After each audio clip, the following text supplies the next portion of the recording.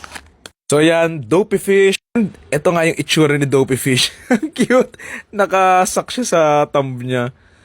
Ang cute, parang siyang baby. Ito, siya nga yung cover eh. Medyo iba lang ng konti yung kulay compare here. Parang yung sa labi, mas green lang dito. Parang siyang kumain ng matcha. Ang cute niya. And super cute. Para siyang mga baby sa ultrasound, alam mo yun? Yun. Last one. Okay, last one na tayo. So, this is limp fish for sure. Yung part na nakakadurog ng puso para sa akin eh. Yung pagbubukas nito, kasi hindi mo siya kayang buksan nang hindi sinisira eh. So, alam mo yun? Pwede bang gumawa kayo ng box na pwede iangat lang ganun? Last one, buksan na natin. Hindi ko nalalagyan ng fast forward. Oops. Tingnan natin. May secret pala to eh, pero baka hindi siya kasama yan. Buksan na natin. Tuloy-tuloy na lang natin to. Wala nang cuts. And, ayan siya.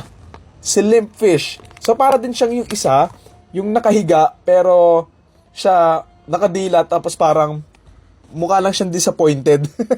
So, ito yung license niya, limp fish. And, ito yung itsura niya. Kanya para tumitirik yung mata. Mala Undertaker. Yan ang cute. Ano nakasulat? Gong. Okay. Ganda. So, ayun. Tapos na tayo. And ito nga yung 6 na, ba tamang term dito? Plushie? Hirono? Basta sa Pop Mart ko kasi ito binili. Hindi ko alam. Binili ko lang kasi nga, nung bata ako, lagi ko talaga napapanood yung SpongeBob. Naalala ko meron pa tong Tagalog version sa TV5 eh. Honestly, hindi ko maalala kung saang episodes ba sila lumabas or kung lumabas ba talaga sila doon sa mismong cartoon. Pero may mga ilang namumukaan ako, katulad nga nito ni Days Fish, itong yung may hawak na basin parang si chocolate, yan medyo naalala ko siya. Tsaka itong si Dopey Fish. Tsaka itong patay na isda. Hindi ko maalala kung ano episode siya. So ayun lang, ako kasi yung style ko kapag bumibili ako, kung ano yung mga trip ko, kadalasan konektado sa mga movies or series or mga shows na napanood ko nga before, katulad nga nito na SpongeBob. And nagustuhan ko sa kanya kasi nga hindi sila SpongeBob, hindi sila Squidward. Kumbaga ito yung mga characters na lumilitaw-litaw lang ba. So ayun, ang cute nila. I don't know kung alin dito yung ilalagay ko somewhere, pero ayun, baka ipamigay ko yung iba. Yun lang. Thank you.